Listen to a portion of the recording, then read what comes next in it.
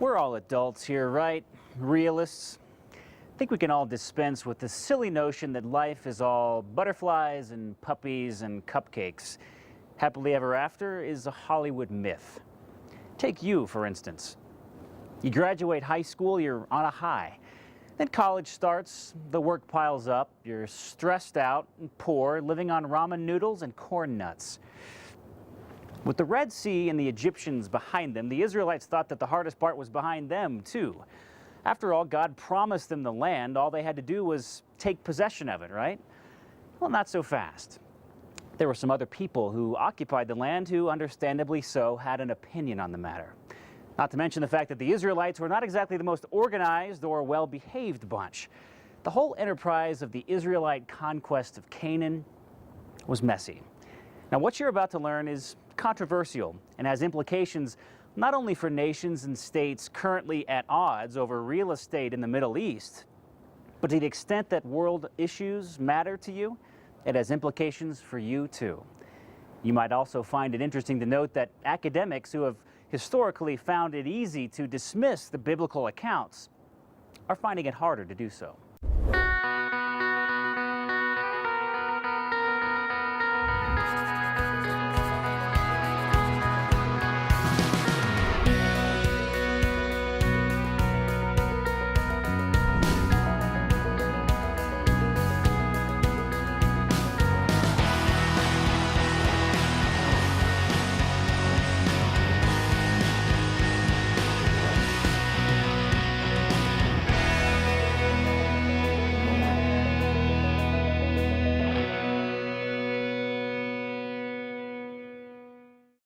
We're going to continue to talk about the reliability of the Bible and what the historical record has to say about it, what the archaeological record has to say about it.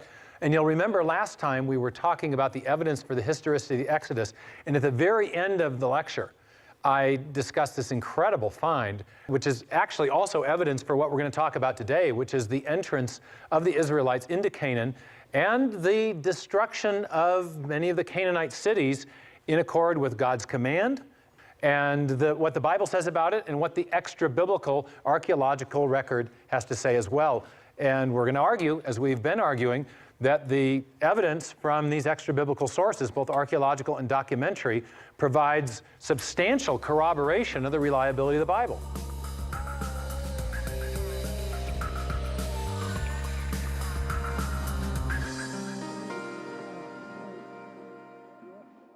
So next episode in biblical history is, in fact, this Israelite conquest. And let's just review. Most of us have some acquaintance with this story, if not from the Bible itself, at least from, say, VeggieTales or something like that. I used to fall asleep to VeggieTales. That was one of the things I did when I was a young father. Little kids would pop up on my lap. We turn on VeggieTales. The next thing I knew, they were singing the song at the end. That's how I got my naps when I was a young professor. All right, the Israelite conquest. Before entering Canaan, God commanded the Israelites to drive the Canaanites out of the land and to settle it. With Joshua as their leader, succeeding Moses, the Israelites begin the conquest of Canaan by destroying and burning Jericho. That's the first city that they destroy, and that's on the west side of the Jordan River. The next city the Israelites destroy by fire is Ai, in the central hill country.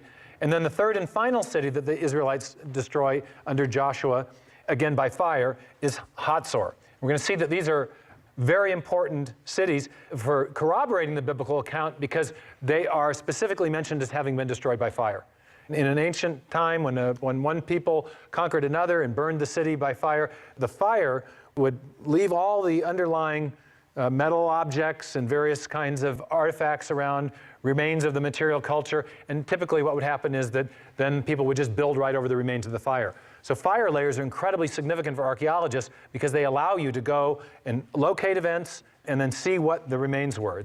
From an archaeologist's point of view, there's nothing better than a good fiery destruction. Okay, during the period of the Judges, the Israelites slowly gain control over more of Canaan, and that's the picture we get from the biblical books of Joshua and Judges. Here's a biblical passage that describes this important event. When you cross over the river Jordan into the land of Canaan, then you shall drive out all the inhabitants of the land from before you and destroy all their figured stones. Part of the reason that God condemns the Canaanites to this destruction is their idolatry, their child sacrifice, many of these practices that he finds detestable. And then he goes on to say, and you must destroy their molten images and demolish all their high places, also places of idolatry, and you shall take possession of the land and live in it, for I have given it to you for you to possess. Okay? And here's a geographic orientation here on the map. We mentioned that there are these three key cities. We've got Jericho, which is the first one that the Israelites conquer. Secondly is the city Ai, spelled Ai again. And then finally, it's Hatzor, way in the north. Now, there's other conquests in between, but these are the three big ones from an archaeological point of view, again, because the Bible specifically mentions fiery destruction. And that's something that's easily testable from an archaeological point of view. If you can find those layers and date them, you can determine whether or not the biblical record is correct about these claims. And here, the claim with Hatzor, it's very dramatic. Then Joshua turned back at that time and captured Hatzor and struck its king with a sword, for Hatzor formerly was the head of all these kingdoms, all these idolatrous pagan kingdoms. And they struck every person who was in it with the edge of the sword, utterly destroying them, and there was no one left who breathed, and he burned, that is, Joshua burned Hatzor with fire. So a grisly account, but very specific and very testable from an archaeological point of view if these cities can be located and excavated. All right, now there's three views on the Israelite conquest. There is the biblical view, taking the biblical chronology at face value, but we also realize there were skeptics. So there's also the earlier consensus view was that there was a conquest, but it began much later, in the 13th century BC. But now there's also the view of the minimalists, the biblical minimalists, who not only denied that there was an exodus, they also denied that there was a conquest, and they claim that any destruction evidence you find in these sites is from a series of indigenous peasant rebellions, or warfare between the 13th and 12th centuries BC. Okay, so it has nothing to do with Joshua, if there is such evidence, and in any case, there is no evidence of the actual conquest as recorded in the biblical books of Joshua and Judges. Now, the earlier consensus was that there was a conquest, but it happened later. And this was based on the work of William Albright and another archaeologist named Starkey. They discovered a 13th century BC destruction layer at Betin, or what they assumed was the ancient city of Bethel, and also at Lachish. They attributed both of these destruction layers to Joshua. Then later, there were other archaeologists who came along and they excavated other sites, and they found evidence of 13th century destructions, and they said this must be the conquest, even though most of the cities that were excavated were not actually mentioned as having been destroyed in the Joshua and Judges accounts. So this kind of consensus formed on really a very flimsy basis. It didn't really correlate to the biblical view. It was originally formed in order to support the biblical view, but then as more and more scholars pieced together the evidence and got in the act, it really ended up underwriting a kind of skepticism about the account overall. And the key contributor there was Kathleen Kenyon. She was a British archaeologist. She excavated Jericho in the 1950s, and she found that there was substantial evidence of destruction at Jericho, but she dated it to about 1550 BC. Clearly, that's much earlier than the biblical date. And so what you have then is kind of a hodgepodge of evidence. People who think that there was a conquest, but it happened much later. But then when Kenyon's work came along, it said, look, there's no evidence of Jericho being part of that conquest. And so as a result, people began to be increasingly skeptical about the account as a whole. And later then we had the biblical minimalists who came along and said, look, it didn't happen at all. Okay? So again, our three key cities are Jericho, Ai, and Hatzor. And they're key, again, because they afford the unique opportunity to test the biblical claims against the archaeological record. Now, the first place we're going to look at is Jericho. We're fortunate to start with Jericho because there's really not much doubt about the site for Jericho, and there have been 3 excavations and some subsequent analysis, very important analysis of the earlier excavations that gives us a real clear picture of the evidence. And the first excavation was performed by some Austrians and Germans back in the early part of the 20th century. Then there was a British archaeologist, John Garstang, who provided perhaps the most definitive early excavation of the site from 1930 to 1936. You can see he was there a long time. And then Kathleen Kenyon came in 1950 and stayed for 8 years and did further work. Now, interestingly, in all these excavations, there was a common thread.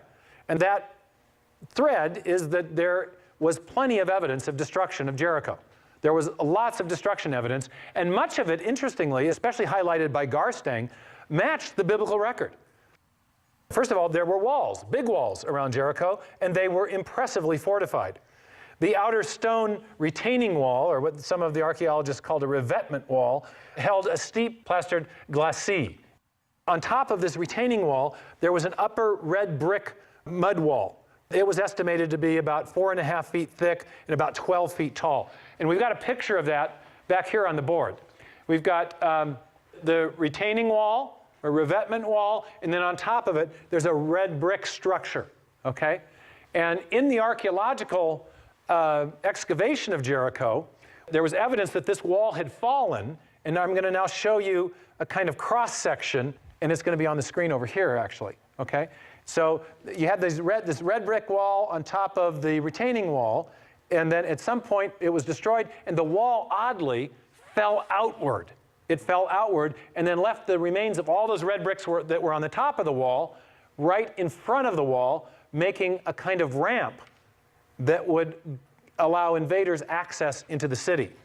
Now, one other fact that all the excavations showed was that immediately inside the walls, there were houses of mud brick, and they were built right into the walls, which, again, was a little bit uncanny when you remember the story of Rahab the prostitute and how the spies came and they were let down over the wall. But you read the account. There were walls, there were houses built right into the city walls on the inside, and you could read about those in the Joshua account. So lots of things that are kind of suggestive that the biblical account may be correct, but again, that key problem was the problem of dating, okay? And Kathleen Kenyon insisted that the date was wrong. There were some other facts at Jericho too, though, that again created some interesting reasons to suspect maybe the Bible was onto something. Jericho did not fall by the typical siege. As I mentioned, the walls fell outward, okay? When invaders would lay siege to a city, they would bash the walls and bash them down. Usually they'd go in, or else they'd climb over, find some way in through other means. So the walls falling outwards, very unusual result of a siege. The other thing was that the siege seemed to be short because the city's grain stores weren't plundered, and many of the jars of the grain were left intact. This is also unusual. When invaders invade a city, what do? They get the goodies, right? They take spoil, right? So no evidence that spoil was taken. So for some, it was indicative of the biblical description, because you may remember that Joshua was commanded not to take spoil. So the big problem, again, Kathleen Kenyon, she dates it, though, definitively to 1550 BC. Now, how does she get this date? Why did this form such an important part of the scholarly consensus? Well, how do scholars date things, or archaeologists date things like this? They've got a number of methods. One of them, though, is pottery. Just as we were mentioning before how names can change over periods of time, well, styles of pottery can change over time. Styles of writing can change over time. So one way of dating an area is to look for distinctive styles of pottery that were known to characterize a particular era, especially if you can find one that is known to characterize a particular era and no other era. Well, from this period of time, there was a style of pottery from the period of time about 1400, when, according to the Bible, the conquest took place. There was a style of pottery that was quite common called Cypriot pottery. It was a Cypriot imported pottery. And especially among wealthier people, they tended to buy this pottery, import it, and use it. Well, Kenyon searched for this kind of pottery and found no evidence of it. And so she assumed this couldn't be a 1400 destruction because there's no pottery from that period of time.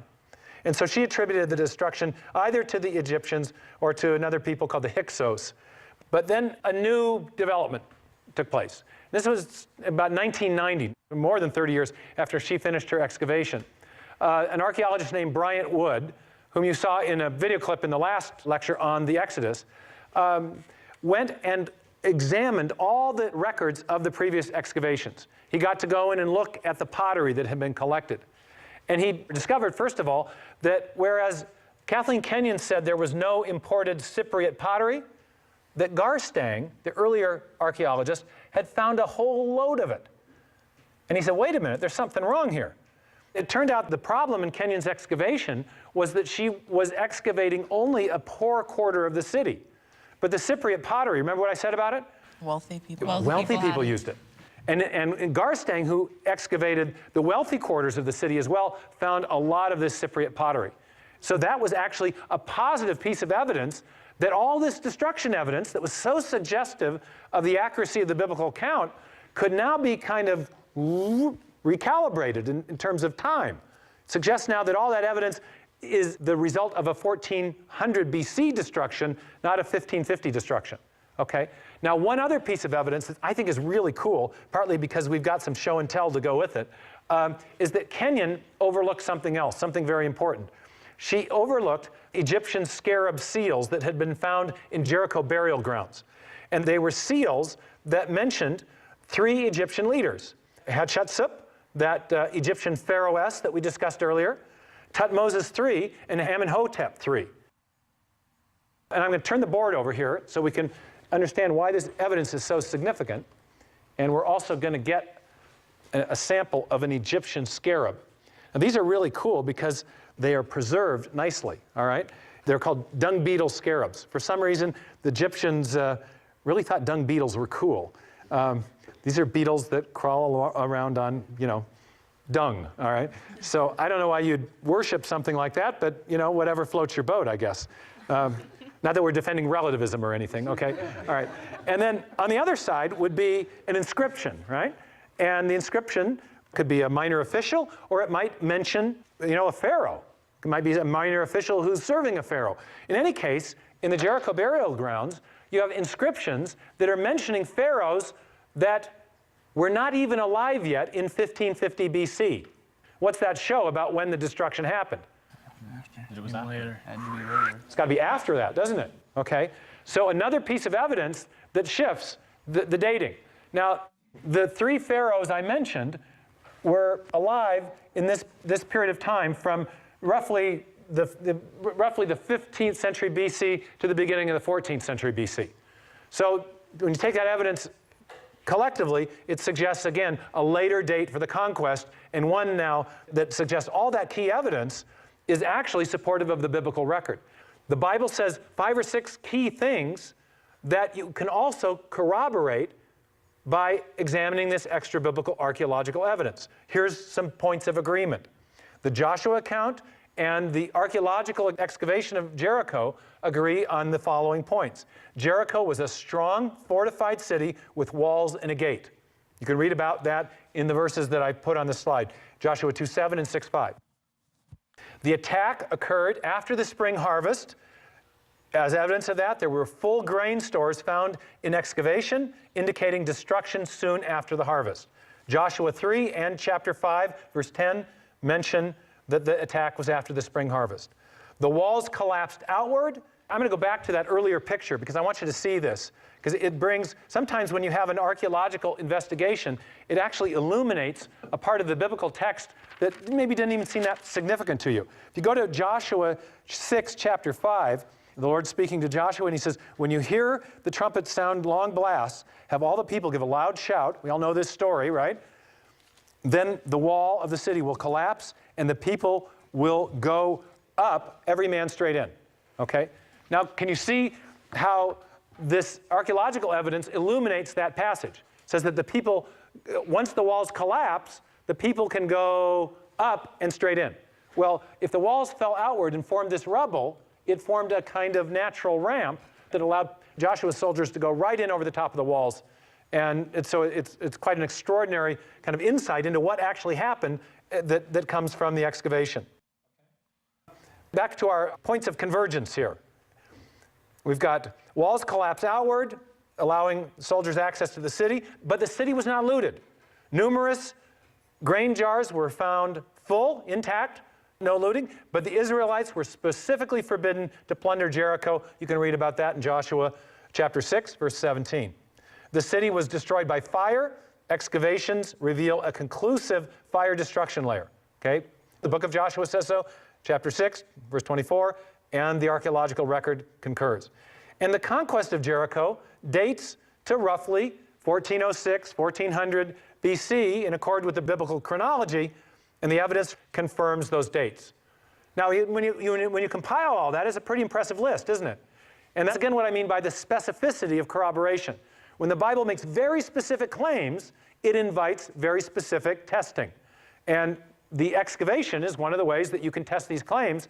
And it is, I think, so interesting, despite the kind of wrong turns in scholarly opinion, that there's now an increasing body of evidence that not only says that, yes, Jericho was destroyed in a manner that matches the biblical account, but it was destroyed at the right time as well.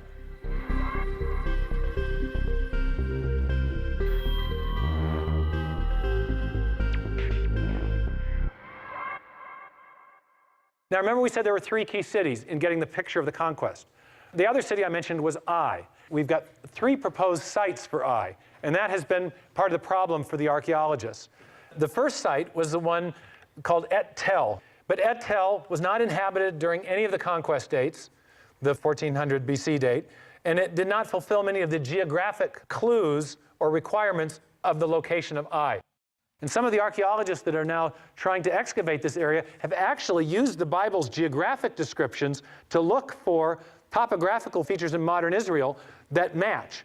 And there are 2 cities that match much better than the Et Tel site. One is called Khirbet Nisya, and it may fulfill many of the geographical requirements. It was occupied at the correct period of time, but there's no late bronze fortress or fire destruction evidence there. So there's another site that's really interesting. It's called Khirbet Makader, and it does fulfill the geographic requirements, or may well do. It's pretty close. It's got a 15th century BC fortress in accord with Joshua 8, and there is evidence of fiery destruction. There is excavation going on there. Uncertain, though, as to how all that's going to play out, but this Khirbet Makader looks like a promising site for Ai and may help give a fuller picture of the conquest once more is known about it. But the last city in that trio is the city Hatzor, and there's some very impressive destruction evidence that adds to the evidence from Jericho to provide additional corroboration of the biblical account. This site, Hatzor, has been excavated by an archaeologist named Amin Ben Tor. And Ben Tor himself thinks that he has found evidence of Joshua's destruction. Hatzor was the last and largest city that the Israelites destroyed by fire, as recorded in Joshua 11. At Hatzor, there's a late Bronze Age II palace or temple that was excavated, and there's evidence there of destruction by fire. There's also a late Bronze Age I administrative building with extensive fire destruction. The late Bronze I period would be the one that corresponds to the destruction by Joshua, and so you have 2 layers of fire evidence. One of them corresponds nicely to the time period of the biblical conquest of the city of Hatzor. In addition, though, there's some very specific evidence that I think it's pretty exciting. Because one of the things that the Bible specifically said was, remember way back at the beginning of the lecture, what was one of the things that God commanded the Israelites to do as they entered these pagan cities? Destroy the idols. Destroy the idols. In the lower part of the city of Hatzor, there has been an amazing discovery, which is the mutilation of both Canaanite and Egyptian idols. The heads of these things are chopped off. You got one of these little idols sitting on his chair, then you see the same version without the head there, okay? Here's another picture. You've got evidence of the mutilation of these pagan statues. And here's again the verse from Deuteronomy. Cut down the idols of their gods, wipe out their names from those places, and this is the command of God as he sends Joshua and his forces into the land of Canaan to possess it, okay? So we've got some really interesting evidence, a possible site at Ai that matches the biblical record, more excavation to be done there, but really decisive, specific correspondences between biblical descriptions of the destruction of these other 2 key cities and what we found from the archaeological record. You find 6 points of key agreement at Joshua, some really important points of convergence at Hatzor, and an overall pattern of evidence that suggests, yes, there was a conquest. It did occur after 1400 BC, and the Israelites were definitely involved with it.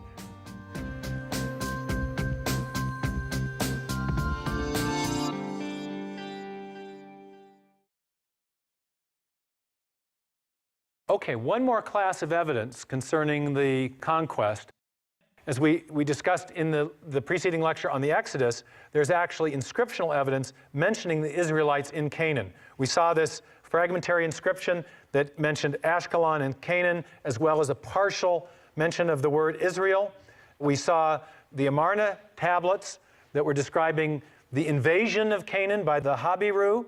And we also saw the inscription on the Merneptah stela that mentioned Israel and the people of Israel as the dominant people group already by the late 13th century, implying that they had entered the land before. But I want to show you one more thing about the Amarna letters. Remember, those letters, they were letters coming from the Canaanite kings asking for help to the Egyptians because they were being invaded. And in one of the Amarna letters, it describes the fact that the king, the leader of Shechem, a city in Canaan, simply gave his territory over to the Habiru. He handed it over peacefully. There was no battle there. And in Joshua 8, there's a description of the king of Shechem who simply surrenders without a fight. So here's an example of that kind of specificity of agreement, where you have a specific city mentioned, Shechem. You've got the Amarna letters stating very clearly that the city was handed over. In fact, here's the text from the Amarna letters. It says, Milkilu and the sons of Labiu gave the land of the king to the Habiru. A lot of ruse there, huh? All right. You can read about this exact event in Joshua 8, or it seems to be the exact event, where the Israelites take this area peacefully. So another piece of evidence of the specificity, the match between the Amarna letters and the biblical text, again suggesting that that documentary evidence, inscriptional evidence, is further evidence of an Israelite conquest of Canaan at the right time. So in conclusion, what we've seen is that there's destruction evidence from key Canaanite cities, in particular Jericho and Hatzor, in the late Bronze I period, as well as contemporary extra-biblical references to nomadic invaders coming into Canaan.